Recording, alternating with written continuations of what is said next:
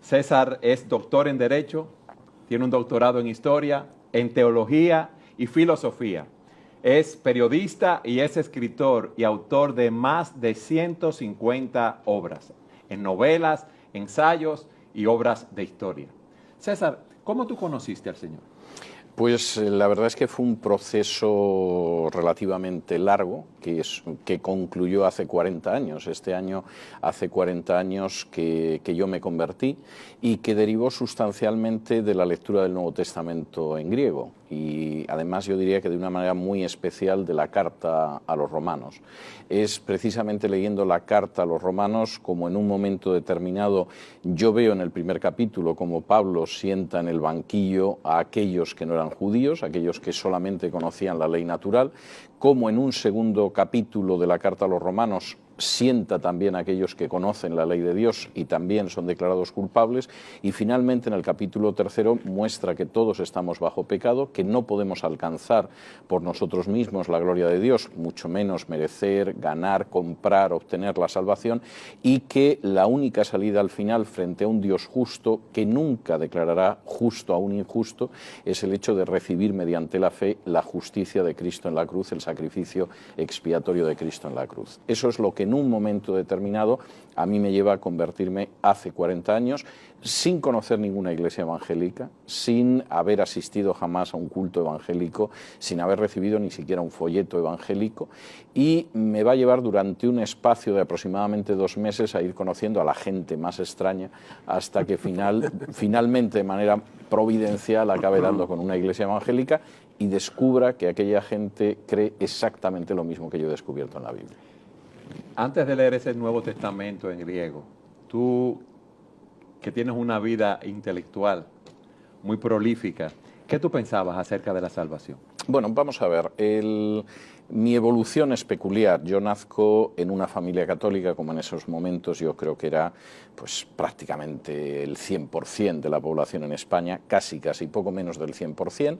Además, gente que a diferencia de lo que sucede ahora, al menos sí practicaba algunos ritos y ceremonias. Todos los niños hacían la primera comunión, muchos nos confirmábamos, yo llegué a confirmarme, y aproximadamente a los 14 años, y a pesar o quizá por estar realizando el bachillerato en un colegio católico, yo encuentro que aquello no me satisface, aquello me resulta demasiado rutinario, demasiado frío, demasiado muerto desde muchos puntos de vista.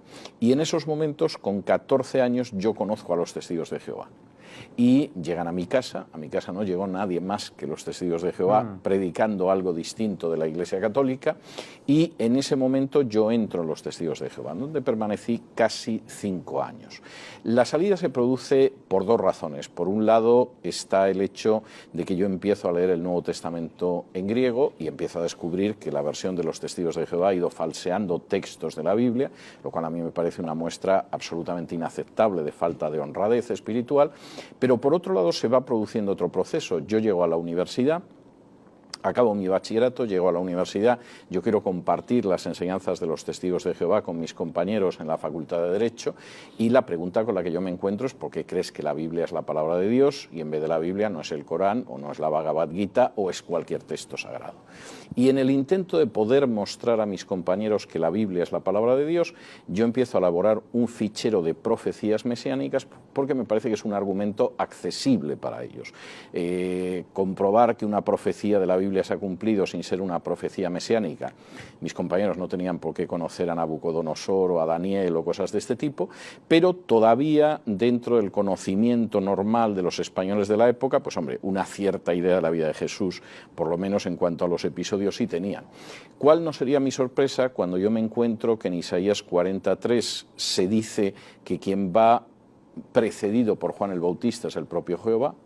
O me encuentro en Zacarías 11, 12 y 13, donde se dice que es Jehová el que va a ser vendido por 30 monedas de plata, y eso choca frontalmente con la enseñanza de los Testigos de Jehová, que considera que el Hijo es un ser creado. Es un Dios, pero por supuesto no es Jehová Dios. El hecho de que por un lado yo descubra que no se sostiene toda la doctrina de la divinidad de los Testigos de Jehová, y por otro lado descubra que han sido enormemente deshonestos al publicar una Biblia alterada para favorecer su teología, hace que yo salga, y además salga en un momento determinado con una enorme tranquilidad de conciencia, pero al mismo tiempo con una lucha interna que duró un año, en la cual yo me preguntaba si el diablo no me estaría enredando para sacarme de la única religión verdadera. Cuando se produce mi salida, yo no me fío de ninguna traducción de la Biblia. Yo me encierro a leer la Biblia exclusivamente el Nuevo Testamento en griego, el Antiguo Testamento en hebreo, muchísimo más el Nuevo Testamento, y es cuando se produce ese episodio de conversión al que yo me refiero. Una pregunta antes de continuar con ese testimonio. ¿Ya tú habías entonces estudiado griego y hebreo? Yo había estudiado 2 años de griego en el bachillerato. De hecho, mi lectura del Nuevo Testamento griego es algo también providencial que sucede en la universidad, porque yo había estudiado 2 años griego con las máximas calificaciones en el bachillerato y me daba mucha pena perder el griego. Y el único texto que yo encontré para leer en griego fue el Nuevo Testamento, en una tienda de las sociedades bíblicas. Si hubiera encontrado a Heródoto o Eurípides, pues a lo mejor mi destino espiritual hubiera sido otro, pero lo único que yo encontré fue el Nuevo Testamento. Entonces, en paralelo, mientras iba haciendo mi fichero de profecías mesiánicas y iba leyendo el Nuevo Testamento, confluyeron las dos cuestiones.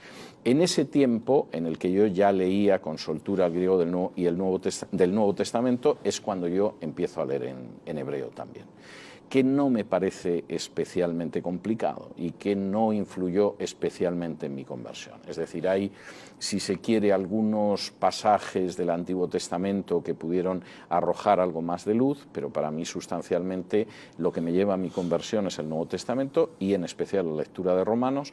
Y una vez que yo me convierto leyendo Romanos, tiene un enorme peso la manera en que a partir de ese momento yo leo Juan. Es decir, yo había leído el Evangelio de Juan en muchas ocasiones, pero el hecho de haber comprendido el mensaje de salvación tal como lo expone Pablo en Romanos, a mí me arroja una inmensa luz a la hora de entender el Evangelio de Juan.